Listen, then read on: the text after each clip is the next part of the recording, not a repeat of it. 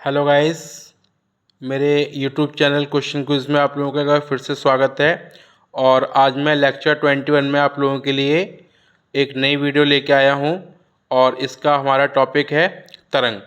हमने लेक्चर 20 में तरंग के बारे में पढ़ा था, जिसमें मैंने आप लोगों को यांत्रिक तरंग के बारे में बताया था। आज हम बात करेंगे अयांत्रिक तरंग की।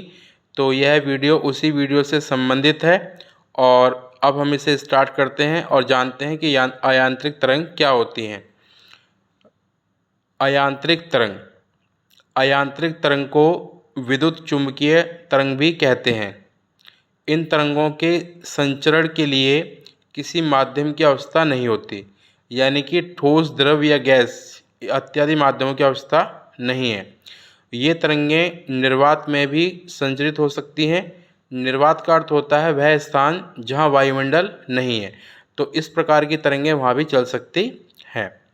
और सभी विद्युत चुम्बकीय तरंग में एक ही चाल से चलती हैं, जो प्रकाश की चाल के बराबर होती हैं। अर्थात जितनी भी विद्युत चुम्बकीय तरंगें होती हैं, ये सब प्रकाश की गति के अनुसार चलती हैं और ये एक ही समान गति से चलती हैं। और इसके साथ साथ सभी विद्युत चुम्बकीय तरंगें फोटॉन की बनी होती हैं और ये तरंगें अनुप्रस्थ तरंग होती हैं, अर्थात लंबवत होती हैं।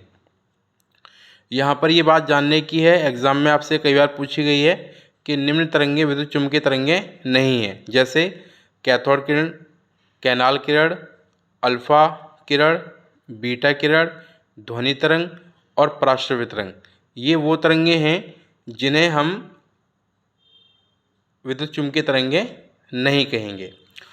और इसके बाद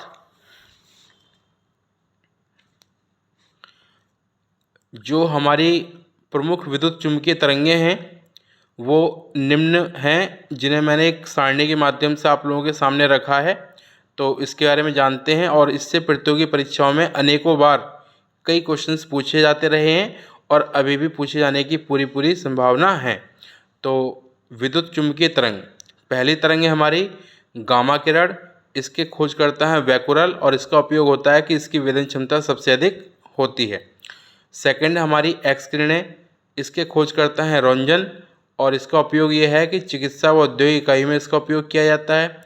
तीसरा है हमारा परावैंगनी किरण, इसके खोज करता है रिटन और इसका इन किरणों का उपयोग सिकाई करने या बैक्टीरिया नष्ट करने में किया जाता है।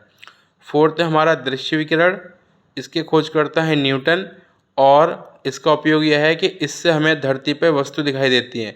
अगर ये किरणें ना हो तो हमें धरती पर कोई वस्तु नज़र नहीं आएगी।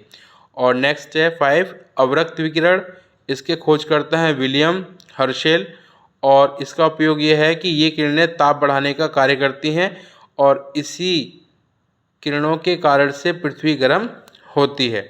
और 6 है हमारा लघु रेडियो तरंग, इसके खोज करता है हेनरिक हर्ट्ज और इसके उपयोग हैं रेडियो, टीवी और टेलीफोन में इसका उपयोग किया जाता है।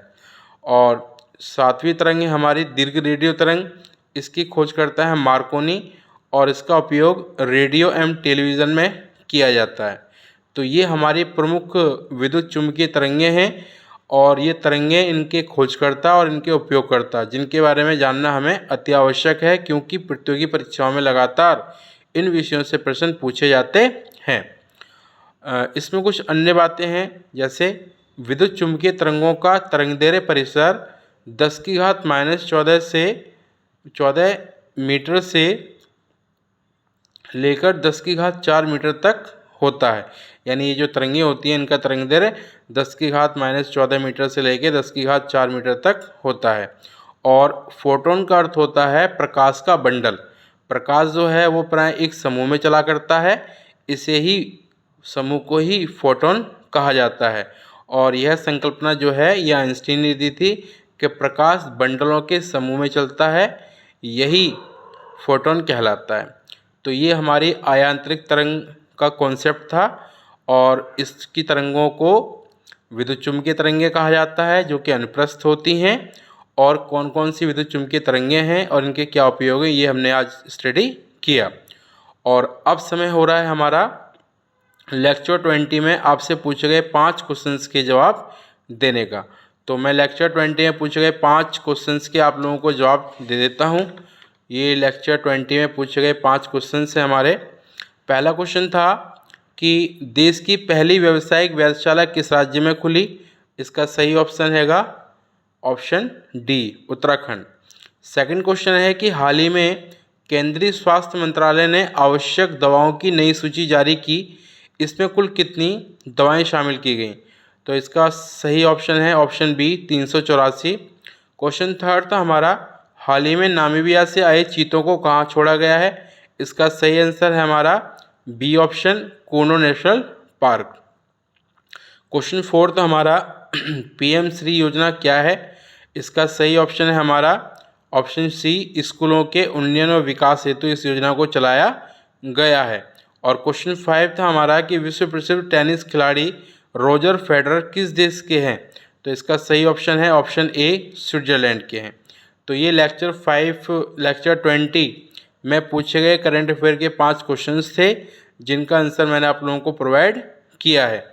तो आप लोगों को मेरी ये वीडियो कैसी लगी मुझे कमेंट करके बताएं, और मेरे चैनल को ज़्यादा से ज़्यादा सब्सक्राइब एंड लाइक करें, ताकि मैं आप लोगों के सामने इस प्रकार की महत्वपूर्ण विषयों पर वीडियो लगातार बनाता रहूं और आप लोगों के सामने रखूं, ताकि आने वाली परीक्षाओं में आप अच्छा स्कोर जीएस और जीके में कर सकें।